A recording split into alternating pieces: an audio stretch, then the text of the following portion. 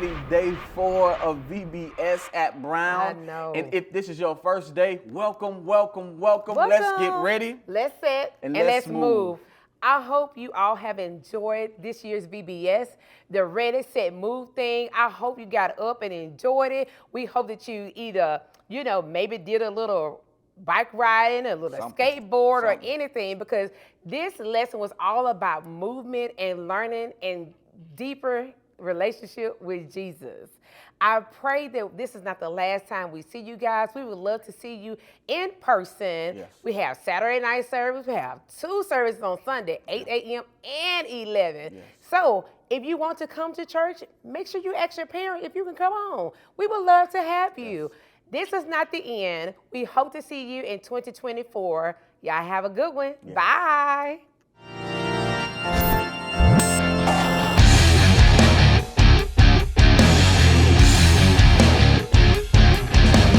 Hey everyone, I'm Kellen.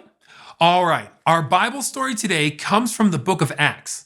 Jesus had already died and rose again. Then Jesus gave his followers a mission to share his story with the whole world. One of his followers was a guy named Paul. Now, Paul had an amazing story too. He was traveling on the road one day to actually have people who believed in Jesus thrown in jail, when Jesus himself appeared to Paul in a bright light. After that, Paul spent the rest of his life traveling all around the world, telling people the good news about Jesus. Our story today took place almost 2,000 years ago when Paul was in Athens, Greece. Here I am in Athens, waiting for my friends Silas and Timothy. Where are they? Look at all these statues made to different gods. A god of war? A goddess of corn? Oh, it makes me so upset. And here, an altar to an unknown god? I must go to the market. Paul went to the market to tell the good news about Jesus. He talked to anyone who would listen. Let me tell you about Jesus. He was God's son, and although he died, God raised him from the dead. What is this fellow chattering about? Seems he's talking about gods we've never even heard about. We must get him to the Areopagus. Athens was a place where people came from all over to discuss new ideas. The Areopagus was one of those places where this happened. Now, Paul was taken to the Areopagus and the people had questions. What is this new teaching you're giving us? You have some strange ideas we've never heard before. We would like to know what they mean. People of Athens, I see that you are very religious in every way. As I walked around, I looked at the things you worship. I found an altar to an unknown god. So you don't know what you're worshiping? Now I'm going to tell you about this unknown god. We're listening. In Athens, there were statues to all different kinds of gods. Paul could have just been angry about this, but instead, he found an opportunity to tell the Athenians the story of the creator of the universe, the one true God. He is the God who made the world and everything in it. He doesn't live in temples made by human hands. He's not served by human hands. The God I'm telling you about today gives life and breath to all people.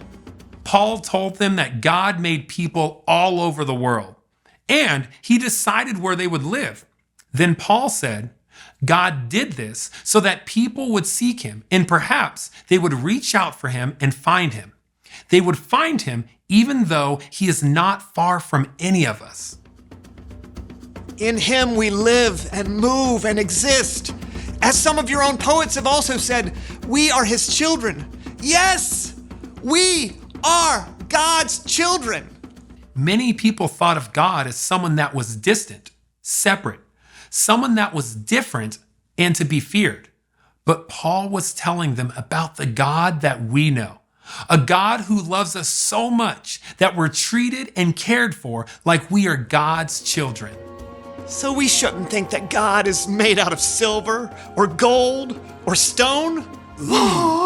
He isn't a statue made by clever people. God has proved this to everyone by raising Jesus from the dead. This guy is certified nuts. I think I'd like to hear more. After Paul had given his sermon and told the people about Jesus, some people made fun of him. But others continued to listen and ask questions, and guess what? Some even became followers of Jesus. All this happened because Paul was willing to go where the Lord sent him. There are a lot of stories in the Bible about Jesus' disciples being willing to go somewhere for Jesus. They moved where Jesus was leading them. Sometimes that was around the world, and sometimes it was right there in their own town or cities. Sometimes they were asked to move into uncomfortable or difficult situations, but they were never alone. And here's the incredible part. If you're a follower of Jesus, you're a part of that same story. Jesus may one day lead you to go and help share his amazing good news with the world.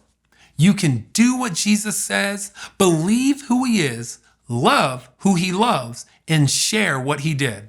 So let's go. Let's go where Jesus leads. Ready, set, move. Hey, what's going on, y'all? I know you've enjoyed your classes. I know you've enjoyed your sessions. But guess what? If you are not saved, if you do not know Jesus for yourself, if you haven't been baptized and you want to take a step further into the relationship, I want you to text Jesus to 27636. I want you to text Jesus to 27636, and we will be able to recept you and walk you through the process of what that looks like. Come join the Jesus family. We are so glad to have you.